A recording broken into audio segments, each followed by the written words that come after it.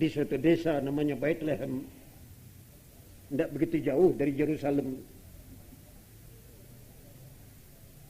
Akhirnya anaknya lahir. Pada waktu penduduk kampungnya belah dua,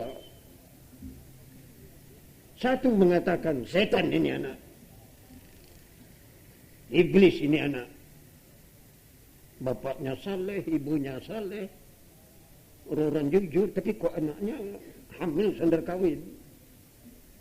Kata kelompok yang kedua, ini hebat ini. So anak gadis ini sejak dari kecil kerjanya hanya satu, jaga masjid. Dari kecil tidak pernah main-main, tidak pernah ke ladang, tidak pernah ke sekolah, kerjanya hanya menjaga masjid, jaga sajadah, tempat pengimaman, jaga. Jadi perawat orang beribadat. Lalu hamil. Nah, anak ini ketika hamil kalang kabut dia. Malu kepada orang banyak, dilihat perutnya udah gede. Dan dia tahu bagaimana kacaunya dunia karena dia turunan Nabi. Omnya penghulu, penjaga masjid. Keluarganya seluruhnya pegawai kantor agama.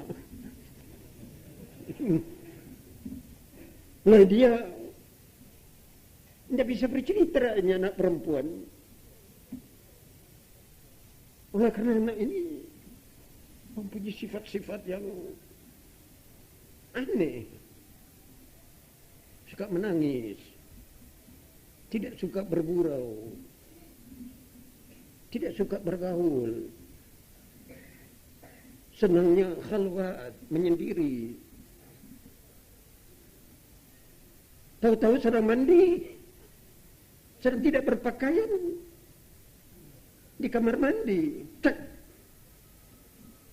Satu orang laki-laki berdiri di hadapannya. Bayangkan, tidak berbaju sehelai benang. Ada laki-laki di hadapannya. Dia langsung menaikkan tangannya. Jangan saya didekati. Nah, itu laki-laki dengan mata terbelalak. Saya tidak berniat jelek untukmu. Saya diperintah oleh yang menjadikan alam ini menghembuskan ke dadamu anak. Langsung dia menghembuskan mulutnya. Ini anak perempuan berasa badannya seluruhnya kena strom.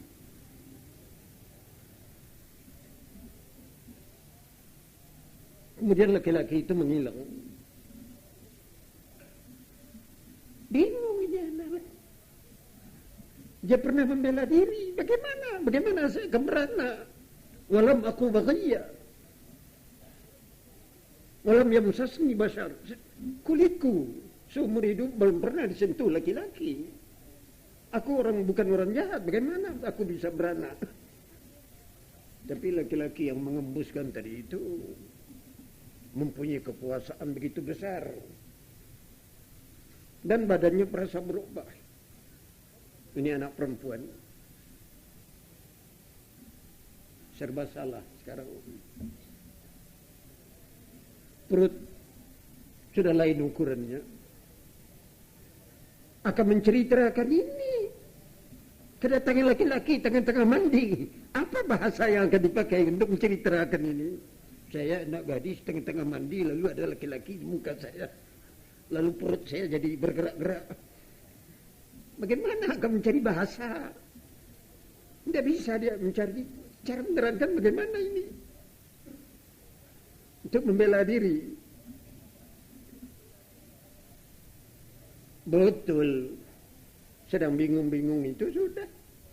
Ada orang yang melihat, loh, gaya badanmu kok sudah lain.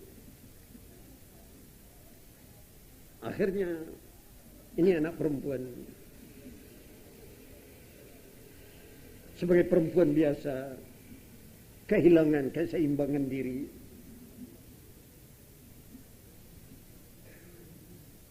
Menangis. Membela diri tidak bisa, menerangkan peristiwa yang sungguhnya tidak bisa.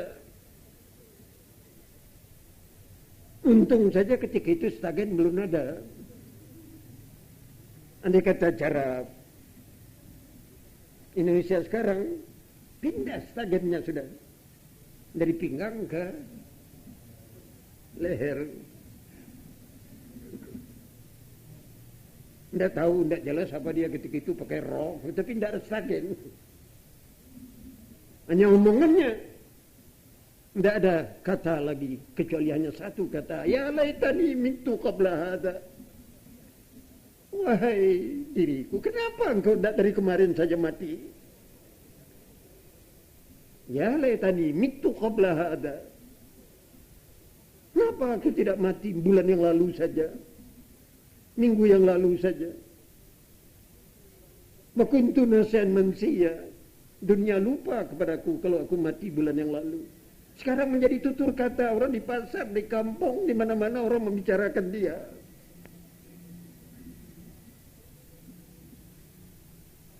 Mau minum obat nyamuk, belum ada ketika itu obat nyamuk. Tapi sudah keluar dan omongannya diabadikan oleh Al-Quran. Ini anak perempuan dengan suara anak perempuan mengatakan, ya laitani mitu qabla hadha. Kenapa aku tidak mati dari kemarin saja? Wa kuntu nasiyan mansiya. Tidak perlu orang membicarakan diriku, biar aku menjadi manusia yang dilupakan. Ini nasibnya, ini anak perempuan. Allah mentakdirkan anak lahir. Jadi keinginannya bunuh diri tidak terjadi. Tapi sebelum dia mengadakan pembelaan pada dirinya, anak ini sendiri melakukan soal-soal yang aneh.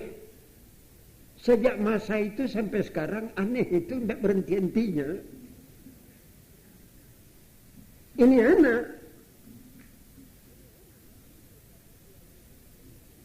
baru diletakkan di ayunan, baru lahir, tidurkan di ayunan, sudah pidato. Untung saja tidak direkam dalam kaset pidatonya itu. Tapi ini bayi sudah bicara begitu diletakkan di ayunan. Sehingga orang banyak yang harus mencela, tertutup mulut. Loh, kok ngaji? Jangan mengenalkan diri, ini Abdullah, saya ini hamba Allah. Ini keliru, ini gereja sekarang mengatakan saya ini anak Allah. Tidak ada. Ini orang tidak pernah mengatakan saya anak Allah. Lalu gereja mengatakan maka lahirlah seorang anak Tuhan, berpangkatlah. Anak itu sendiri mengatakan ini Abdullah, saya hamba Allah, bukan anak Allah. Nah, ini bukti sejarah.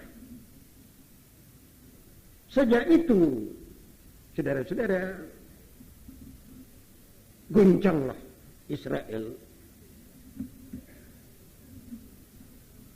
Oleh karena satu orang antara nama anak zina dengan anak Tuhan.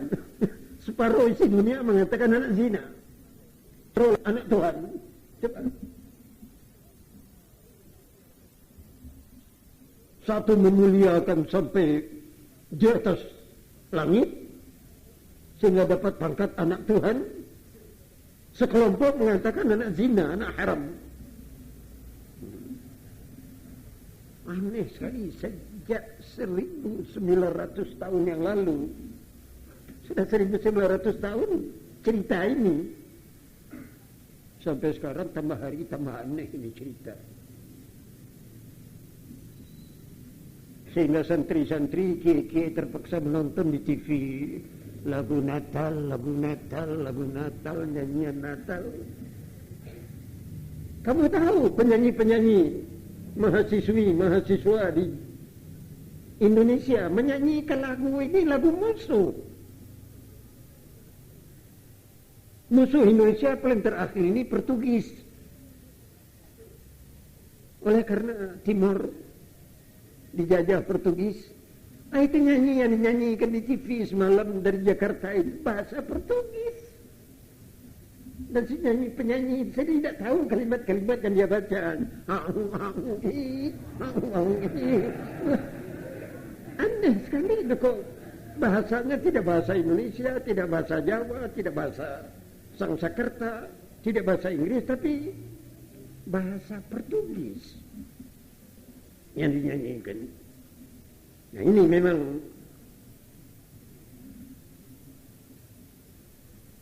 nasibnya orang bodoh.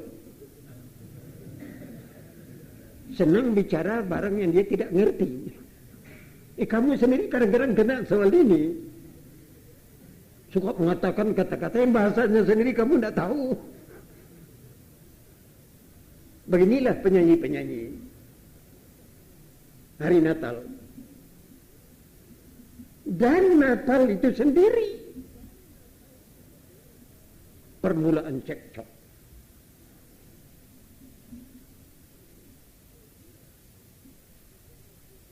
Kalau dilihat Desember 25, Yerusalem, Bethlehem, musim es, musim dingin. Tapi anak yang lahir itu dibuaikan di ayunan, tidak pakai selimut. Ini kalau menurut cerita, kalau memang dia lahir di bulan Desember tanggal 25, ini anak akan jadi es. Oleh karena musim dingin setinggi-tingginya di Bethlehem. Ini terang menetapkan Desember sebagai bulan lahirnya Kristus. Ini tidak bisa dipertanggungjawabkan. Dalam sejarah ini tidak benar. Ini satu. Karena diketahui kemudian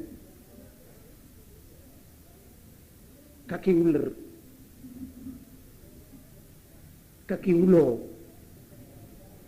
Saudara pernah melihat kaki ulo? Hah? Kaki ular, ular yang biasa. Ini kok kebetulan kelihatan ada kaki ular.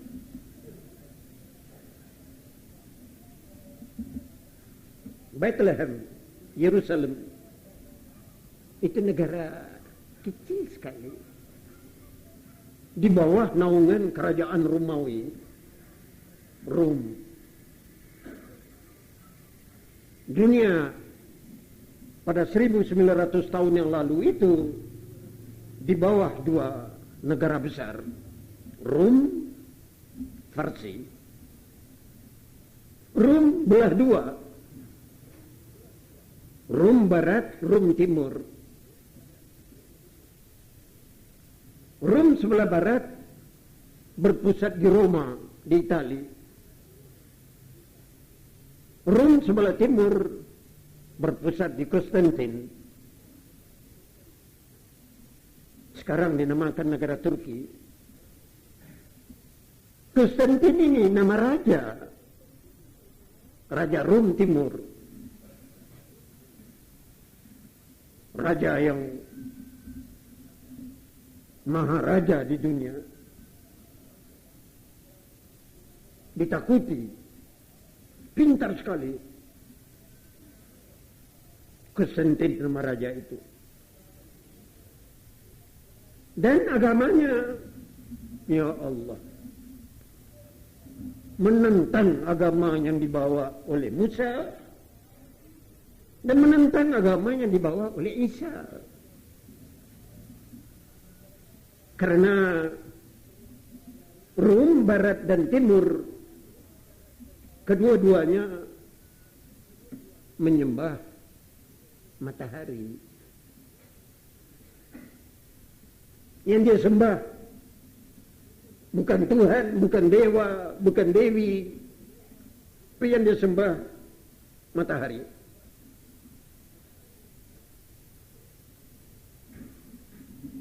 Matahari menurut keyakinan bangsa Romawi itu dikendalikan seorang sopir. Ini matahari itu sebagai kendaraan dikendalikan oleh seorang sopir. Tidak jelas sopir ini punya SIM apa tidak. Namanya jelas. Dewa yang mengendalikan matahari. Yang oleh penyembah matahari dipandangnya dewa itu Tuhan matahari. Jadi Tuhan matahari. Namanya Apollo. Orang Pekalongan tahu itu kepada Apollo.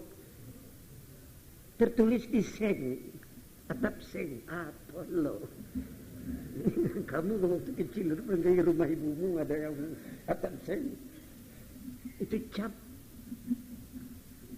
Seng, atap seng, Apollo.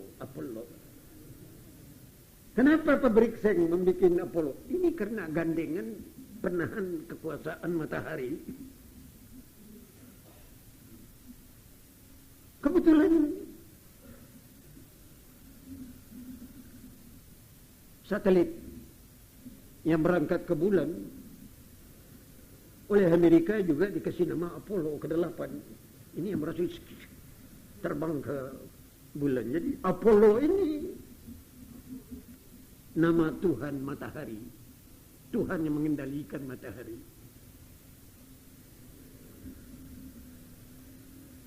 Hari lahirnya Tuhan penyembah matahari ini hari yang diagungkan oleh seluruh penyembah matahari di dunia.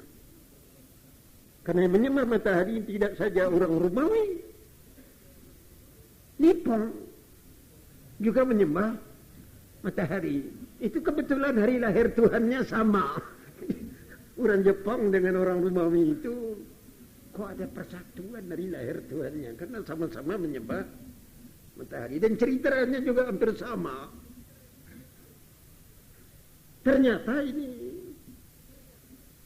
Apollo ini tidak punya SIM untuk mengendalikan matahari. Suatu tempo entah karena dia ngantuk, si dewa ini dia persis kalau jam 6 pagi sudah terbit matahari, dia jalankan naik ke atas, mendaki terus ke langit. Dekat maghrib diturunkan. Ini saban hari dia jalankan. Lebih tertib daripada supir di Pekalongan. Apollo itu menjalankan matahari. Tidak pernah telat dan tidak pernah keliru jalan. Salah jalan tidak pernah. Satu kali entah kena ngantuknya dewa Apollo ini ngawur jalannya. Dia harus naik ke atas, karena ngantuk sudah ke bawah jalannya matahari.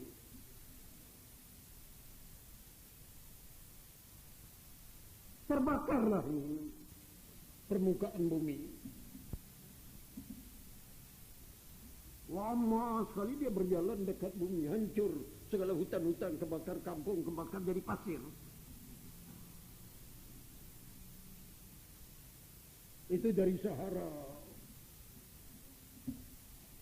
Kebetulan melintas India, untuk turun ke bawah mataharinya. Nyebrang sampai ke tanah Arab, angus jadi pasir semua. Menyeberang tanah Arab, terus ke Lautan Merah, lebih ke bawah lagi. Ke Afrika. Ya Allah, hitam-hitamlah seluruh orang Afrika, angus. Dan keriting-keritinglah rambut karena ini karena si sopir jalankan matahari salah. Sampai di perbatasan Maroko, sudah masuk ke Pasifik, baru dia tahu, baru naik ke atas lagi. Jadi lautan Atlantik tidak jadi kering. Tapi dari perbatasan India sampai ujung Afrika, hancur dunia semua. Orangnya kebakar. Hutan-hutan Himalaya menjadi padang pasir. Alang-alang saya tidak tumbuh lagi di pasir karena kebakar oleh matahari. Hanya untung orang-orang Arab nasibnya tidak seperti orang India. Orang India karena kebakar hangus. Orang Arab hidungnya mancung-mancung, rambutnya tidak terlalu keriting. Oleh karena pandai sembunyi ke dalam pasir. Ini orang Afrika dia rame-rame melihat matahari, hitam jadinya Afrika semua. Nah, ini kisahnya penyembah matahari. Baru Dewa Apollo ingat ketika sudah tentang lautan Atlantik baru terkendali. Baik, saudara-saudara, oleh penyembah matahari yang diagungkan bukan mataharinya, tapi dewa yang mengendalikan ini. Tuhan mereka ialah Apollo. Apollo itu nama dewa pengendali matahari. Setiap hari lahir Apollo, seluruh dunia berupacara. Kamu tahu hari lahirnya itu Apollo itu tanggal berapa, bulan apa? 1 Januari. Itu hari lahirnya Dewa Matahari. 1 Januari. Raja Konstantin memimpin upacara hari lahir Dewa Apollo untuk seluruh dunia.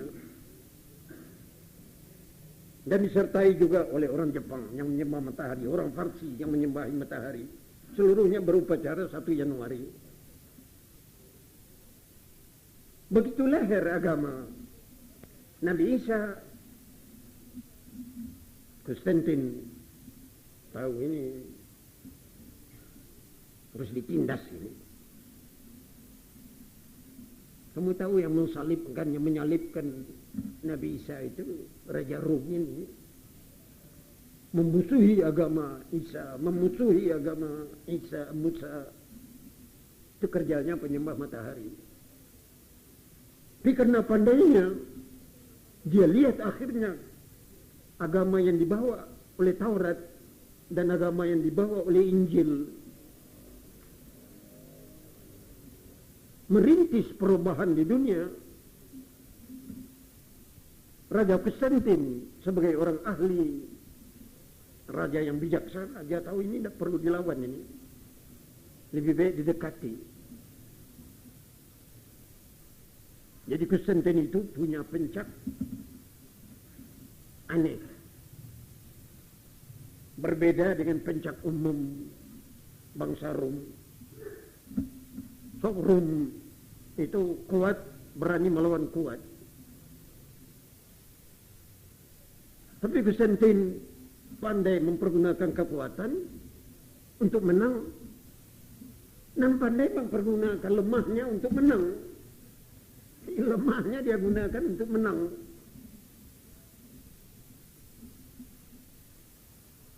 Pengikut Nabi Isa mengakali bagaimana ini mengelakkan diri dari kejamnya Raja Romawi.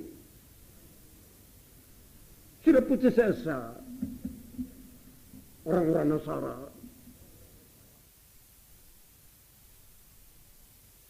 Yerusalem ini Nasrani. Lama-lama Konstantin membuka pintu untuk menerima pelajaran-pelajaran Nasrani.